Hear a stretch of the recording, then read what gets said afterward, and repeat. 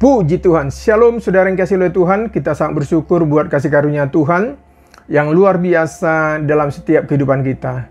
Saudara terkasih dalam Tuhan, sebelum kita mendengarkan firman Tuhan yang mau saya sampaikan saat ini, mari kita tundukkan kepala, kita berdoa menghampiri Bapa di surga.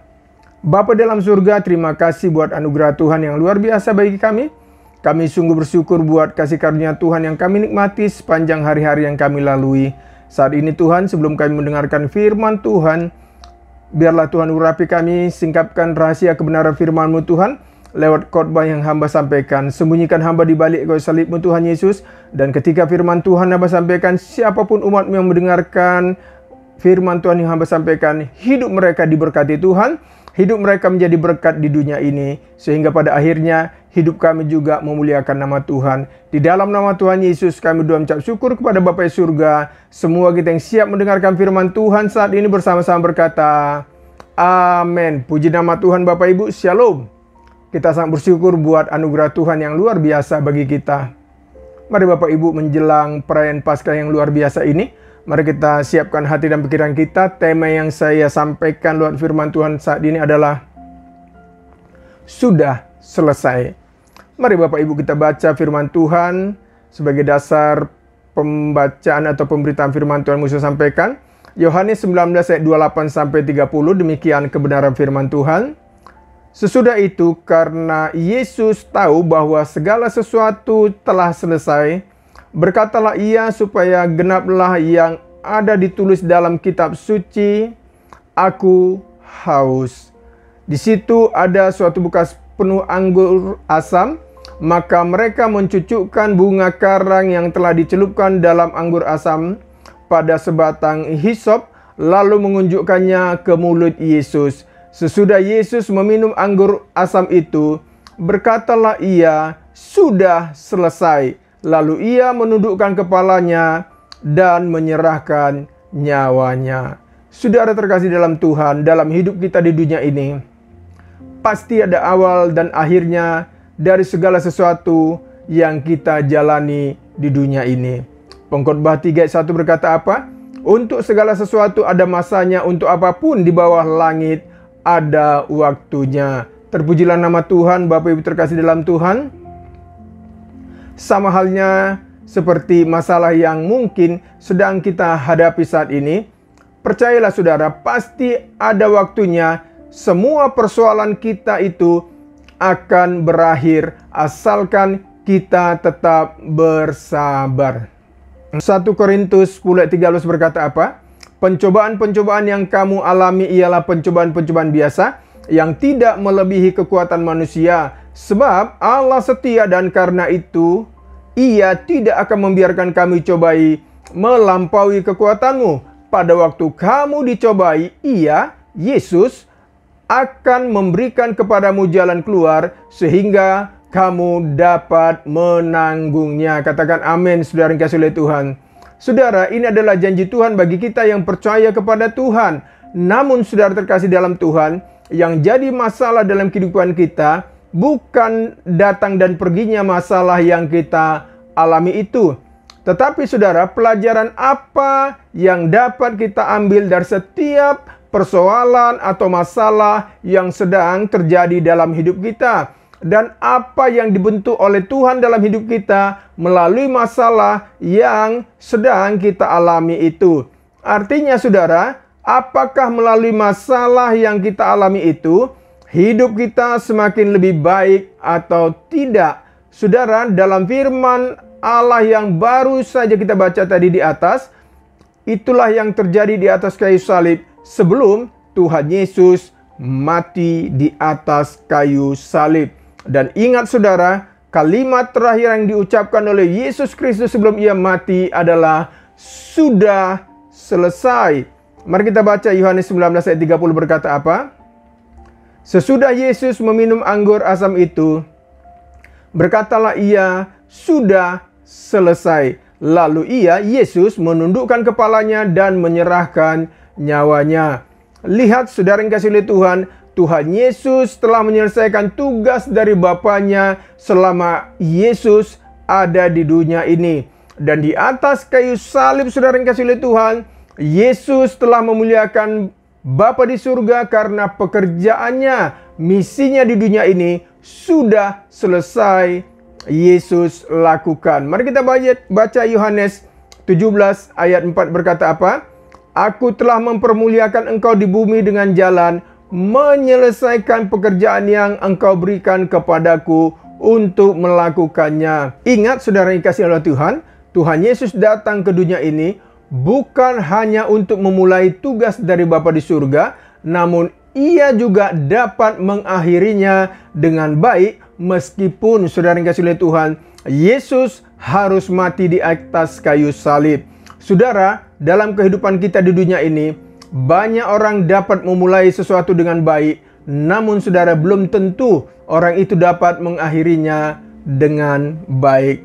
Saudara, Tuhan Yesus dapat menyelesaikan tugasnya dengan sempurna di dunia ini.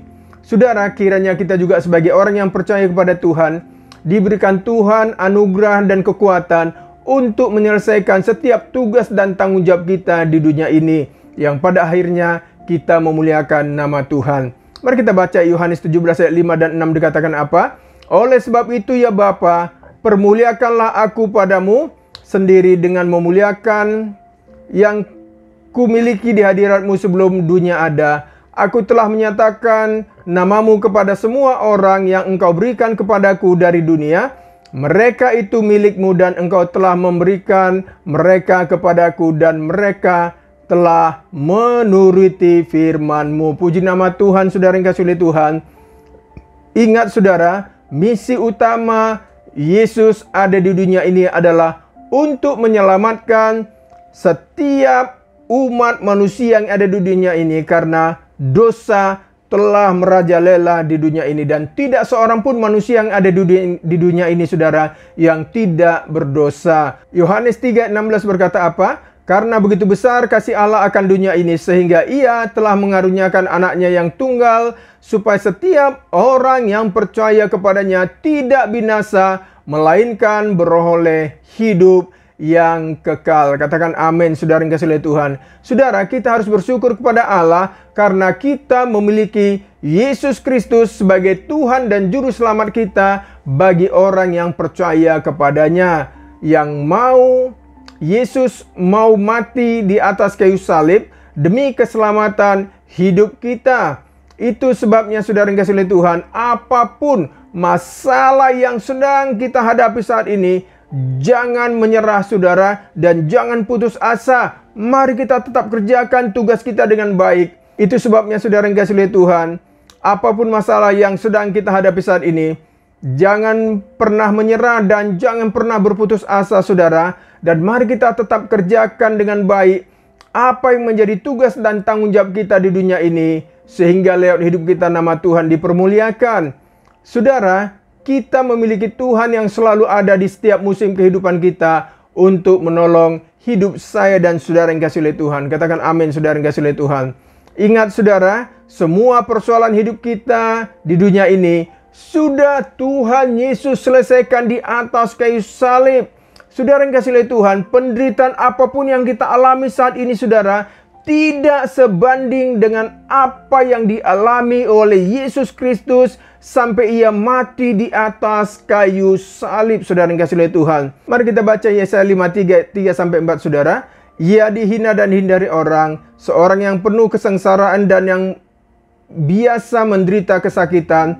Ia sangat dihina sehingga orang menutup mukanya terhadap dia, dan bagi kita pun dia tidak masuk hitungan. Tetapi sesungguhnya penyakit kita lah yang ditanggungnya dan kesengsaraan kita yang dipikulnya. Padahal kita mengira dia kena tulah, dipukul dan ditindas Allah. Lihat saudara yang dikasihi oleh Tuhan, Yesus yang tidak berdosa telah dibuat berdosa oleh karena apa? Karena semua dosa umat manusia di dunia ini saudara yang dikasihi oleh Tuhan ditimpakan kepada Yesus Kristus. Ingat saudara, seharusnya saya dan saudaralah, kitalah yang layak dihukum dan digantung di atas kayu salib saudara yang dikasihi oleh Tuhan. Oleh karena apa? Karena dosa dan pelanggaran yang telah kita buat. Namun saudara, penderitaan yang dialami oleh Yesus Kristus adalah untuk menanggung semua dosa umat manusia yang ada di dunia ini. Mari kita baca Roma 6 ayat 23 berkata apa? Sebab upah dosa ialah maut, tetapi karunia Allah ialah hidup yang kekal dalam Kristus Yesus Tuhan kita. Terpujilah Allah dalam Kristus Yesus. Bapak Ibu Saudara yang dikasihi oleh Tuhan. Saudara, kematian Tuhan Yesus di kayu salib adalah untuk memperdamaikan saya dengan saudara yang dikasihi oleh Tuhan dengan Allah oleh karena dosa-dosa kita. Makanya Roma 5 ayat 10 sampai 11 dikatakan apa? Sebab jikalau kita ketika masih seteru diperdamaikan dengan Allah oleh kematian anaknya, lebih-lebih kita yang sekarang telah diperdamaikan pasti akan diselamatkan oleh hidupnya. Dan bukan hanya itu saja, kita malah bermegah dalam Allah oleh Yesus Kristus Tuhan kita, sebab oleh Dia kita telah menerima pendamaian itu. Katakan amin, saudara yang dikasihi oleh Tuhan. Ingat saudara yang dikasihi oleh Tuhan, tubuh Tuhan Yesus yang tercabik-cabik dan yang telah dihancurkan itu adalah untuk menyembuhkan setiap sakit penyakit yang kita derita, Bapak Ibu Saudara yang dikasihi oleh Tuhan. Bukankah 1 Petrus 2:24 berkata apa? Yesus sendiri telah memikul dosa kita di dalam tubuhnya di kayu salib, supaya kita yang telah mati terhadap dosa hidup untuk kebenaran. Oleh bilur-bilurnya kamu telah sembuh. Katakan amin, saudara yang dikasihi oleh Tuhan. Lihat saudara, apa yang dipakai iblis untuk menyakiti Yesus, itu juga yang dipakai oleh Allah untuk menyembuhkan penyakit kita. Saudara, salib yang dipakai untuk menghukum Yesus yang tidak bersalah itu, salib itu juga saudara yang dipakai oleh Allah untuk membebaskan dan menebus hidup kita dari hukuman dosa. Mari kita baca Kolose 2:14 berkata apa? Dengan menghapuskan surat hutang yang oleh ketentuan-ketentuan hukum mendakwa dan mengancam kita, dan itu ditiadakannya dengan memakukannya kepada kayu salib. Terpujilah nama Tuhan, Bapak Ibu Saudara yang dikasihi oleh Tuhan. Itu sebabnya saudara yang dikasihi oleh Tuhan, kita harus bersyukur kepada Allah atas pengorbanan Tuhan Yesus di kayu salib, agar hidup kita dibebaskan Tuhan dari hukuman dosa. Mari kita baca 1 Korintus 1 ayat 18 berkata apa? Sebab pemberitaan tentang salib memang adalah kebodohan bagi mereka yang akan binasa, tetapi bagi kita yang diselamatkan pemberitaan itu adalah kekuatan Allah. Puji nama Tuhan, Bapak Ibu Saudara yang dikasihi oleh Tuhan. Ingat saudara, Tuhan Yesus dimahkotai duri agar pikiran kita dapat dibaharui kembali. Tuhan Yesus ditelanjangi saudara agar kita tidak malu lagi dalam menjalani kehidupan kita di dunia ini. Tuhan Yesus meminum anggur asam agar kita dapat menikmati manisnya hidup di dunia ini saudara. Tuhan Yesus dijadikan berdosa agar kita bebas dari hukuman dosa. Itu sebabnya saudara yang dikasihi oleh Tuhan, sebagai orang yang percaya kepada Allah, apapun yang sedang terjadi dalam hidup kita saat ini saudara, tetaplah percaya kepada Allah, tetaplah berharap kepada Allah saudara. Jangan mudah putus asa, karena di dalam Kristus selalu ada jaminan kemenangan bagi kita sebagai umat Tuhan. Di dalam Yesus Kristus saudara selalu ada jawaban atas setiap persoalan yang sedang kita hadapi saat ini. Saudara, apa yang dibuat oleh iblis untuk menghancurkan hidup kita, hal yang sama juga dipakai oleh Allah untuk membebaskan hidup kita dari segala rencana si jahat di dunia ini.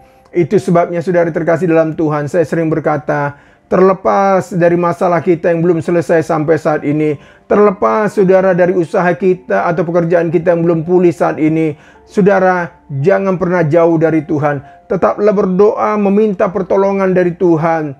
Meskipun terkadang saudara kita tidak mengerti mengapa semua itu harus terjadi dalam hidup kita. Percayalah saudara yang dikasihi oleh Tuhan, Allah mengerti dan tahu apa yang sedang terjadi dalam hidup kita saat ini.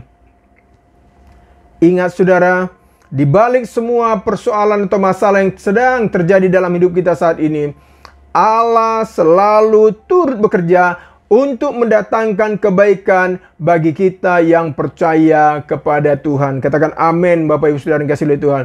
Bukankah Roma 8 ayat 28 berkata apa? Kita tahu sekarang bahwa Allah turut bekerja dalam segala sesuatu untuk mendatangkan kebaikan bagi mereka yang mengasihi Dia, yaitu bagi mereka yang terpanggil sesuai dengan rencana Allah. Percayalah saudara yang kasih oleh Tuhan, Allah selalu ada di setiap musim kehidupan kita. Katakan amin saudara. Untuk apa saudara? Untuk menolong hidup saya dan saudara yang kasih oleh Tuhan. Dan ingat saudara, Allah tidak pernah meninggalkan hidup kita sendirian. Itu sebabnya saudara yang kasih oleh Tuhan, mari kita tetap percaya bahwa pertolongan Tuhan akan selalu datang tepat pada waktunya. Katakan amin saudara. Roma 8 ayat 34 berkata apa? Kristus Yesus yang telah mati, bahkan lebih lagi yang telah bangkit, yang juga duduk di sebelah kanan Allah, yang malah menjadi pembela bagi kita. Katakan amin saudara yang kasih oleh Tuhan. Saya mengambil satu dari kitab Ayub saudara, Ayub 19 ayat 25, tapi saya ambil saudara dari bahasa Indonesia masa kini. Dikatakan apa? Aku tahu bahwa di surga ada pembelaku. Akhirnya ia, yaitu Yesus atau Tuhan, akan datang menolong aku. Terpujilah nama Tuhan saudara yang kasih oleh Tuhan. Menjelang perayaan Paskah yang akan kita hadapi nanti saudara, tetaplah semangat dalam menjalani kehidupan kita di dunia ini. Tetaplah saudara andalkan Tuhan dalam setiap kehidupan kita. Apapun yang terjadi dalam hidup kita saat ini saudara, jangan pernah jauh dari Tuhan. Tetaplah semakin mendekat kepada Tuhan, dan tetaplah berdoa, minta pertolongan Tuhan. Saya yakin dan percaya saudara yang kasih oleh Tuhan, semua akan indah pada waktunya. Doa saya menyertai saudara yang kasih oleh Tuhan. Selamat merayakan Paskah. Tuhan Yesus memberkati kita semua. Puji nama Tuhan saudara. Mari kita tundukkan kepala, kita berdoa. Bapa dalam surga, kami sangat bersyukur dan terima kasih buat kasih karunia Tuhan yang luar biasa. Terima kasih Bapa karena Engkau mengirimkan anak-Mu yang tunggal Yesus Kristus datang ke dunia ini untuk mati di kayu salib demi hidup kami, supaya kami yang penuh dosa ini, supaya setiap umat yang berdosa di dunia ini tidak binasa melainkan beroleh hidup yang kekal. Tuhan kami bersyukur karena penebusan yang dilakukan oleh Yesus Kristus melalui kematiannya di atas kayu salib. Hidup kami saat ini sebagai umat-Mu sudah dibenarkan oleh Allah, sudah dibebaskan dari segala hukuman dosa. Dan kami bersyukur Tuhan Yesus untuk kasih karunia Tuhan yang Tuhan terus sediakan untuk kehidupan kami sebagai umat yang percaya kepada Tuhan. Bapa dalam surga, hamba berdoa secara khusus untuk setiap umat-Mu menjelang perayaan Paskah yang akan kami hadapi ke depan nanti. Tuhan Yesus memberkati setiap umat-Mu, berkati usaha mereka, berkati pekerjaan mereka, berkati rumah tangga mereka, berkati pribadi mereka Tuhan Yesus. Tuhan cukupkan segala kebutuhan yang dibutuhkan oleh umat-Mu. Yang sakit Tuhan sembuhkan Tuhan Yesus. Apapun sakit penyakit umat-Mu, kami percaya oleh bilur-bilur Tuhan Yesus Kristus, seluruh yang sakit, orang-orang yang sakit yang mendengarkan khotbah yang hamba sampaikan ini sudah sembuh dalam nama Tuhan Yesus Kristus. Yang sedang mencari pekerjaan, Tuhan berikan pekerjaan kepada mereka. Berkati Tuhan setiap gereja-gereja Tuhan yang akan merayakan perayaan Paskah ke depan nanti. Terima kasih Bapa, berkati bangsa negara kami ini. Terpuji Engkau Bapa, terpuji Engkau Tuhan Yesus. Bagimulah pujian, hormat, syukur kami. Dalam nama Tuhan Yesus Kristus kami berdoa mengucap syukur kepada Bapa di surga buat anugerah Tuhan yang luar biasa bagi kami semua. Semua kita ini berkati Tuhan bersama-sama berkata amin. Puji nama Tuhan. Bapak Yesus dan kasih oleh Tuhan, tetaplah semangat dalam menjalani kehidupan kita. Mari kita arahkan hati dan pikiran kita kepada Tuhan. Kita tundukkan kepala, kita berdoa kepada Tuhan. Kiranya kasih karunia dari Allah Bapa, sumber segala berkat itu, cinta dan kasih dari Tuhan kita Yesus Kristus, penghiburan dari Roh Kudus, kiranya Allah Tritunggal itu memberkati saudara yang kasih oleh Tuhan, mulai dari saat ini sampai Maranatha. Tuhan Yesus datang untuk yang kedua kalinya. Haleluya, haleluya. Semua kita diberkati Tuhan bersama-sama berkata amin. Puji nama Tuhan saudara. Tuhan Yesus memberkati saudara. Haleluya.